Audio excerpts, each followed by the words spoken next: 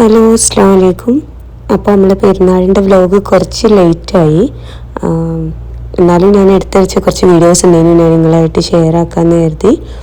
പിന്നെ ഇവിടുത്തെ main highlight എന്താ വെച്ചാൽ ഈദായി കഴിഞ്ഞാൽ പിന്നെ നമ്മൾ ഉറങ്ങൂല. ഈദ്ഗാഹും എല്ലാം പോലൊക്കെ കഴിഞ്ഞിട്ടാണ്, ഫുഡൊക്കെ കഴിച്ചിട്ടാണ് പിന്നെ നമ്മൾ ഉറങ്ങുക. അപ്പോൾ നമ്മൾ ആട് ബിരിയാണി കഴിഞ്ഞിട്ടോ ഉണ്ടാക്കുന്നത്.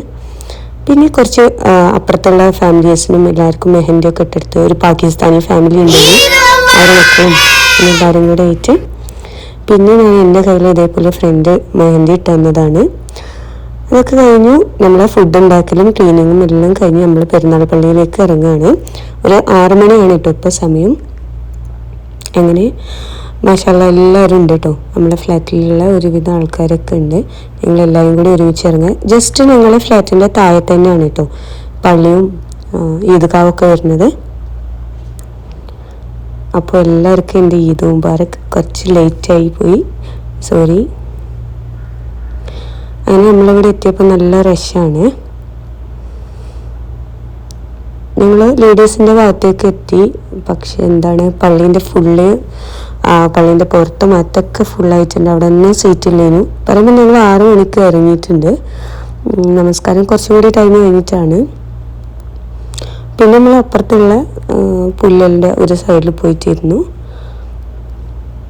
മാഷാഅല്ലാ ഇവിടുത്തെ മക്കളൊക്കെ കാണാൻ നല്ല രസം കേട്ടോ. അവരൊക്കെ നല്ല ഇതിന് അണിഞ്ഞൊരുങ്ങി വന്നിട്ട്, ചെറിയ മക്കൾ വരെ ഇവരെ തോപ്പും സംഭവങ്ങളൊക്കെ ഇട്ടിട്ടുള്ളത്.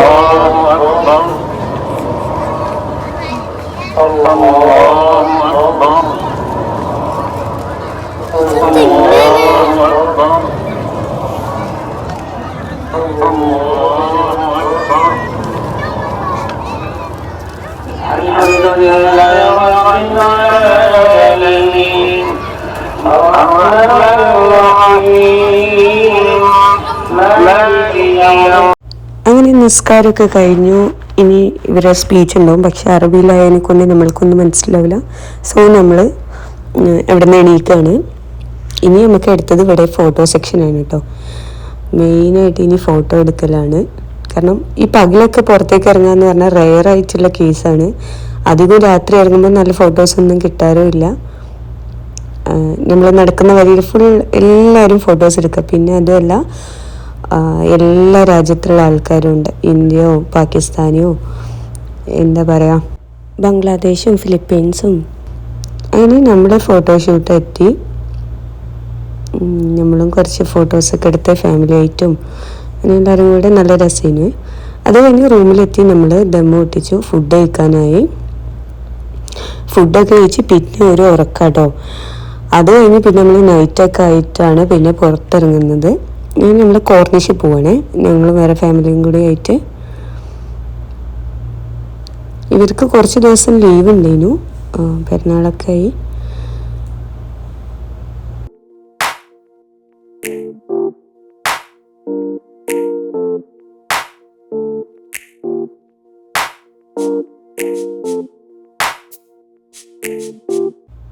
ഇവിടെ ഒരു ബീച്ചാണ് കേട്ടോ. പക്ഷെ നമ്മളെ നാട്ടിലെ പോലെ ഇവിടെ ഇറങ്ങാൻ പറ്റില്ല. ഫുള്ള് നല്ല സെക്യൂർഡാക്കി വെച്ചേക്കാണ്.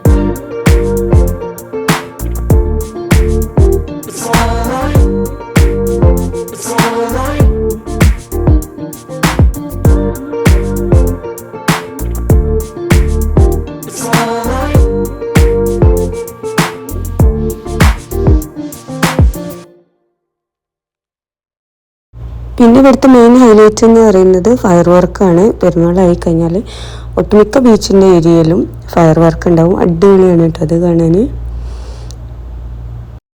നമ്മുടെ ഈ മിനി വ്ളോഗ് എല്ലാവർക്കും ഇഷ്ടപ്പെട്ടെന്ന് കരുതുന്നു. Bye bye.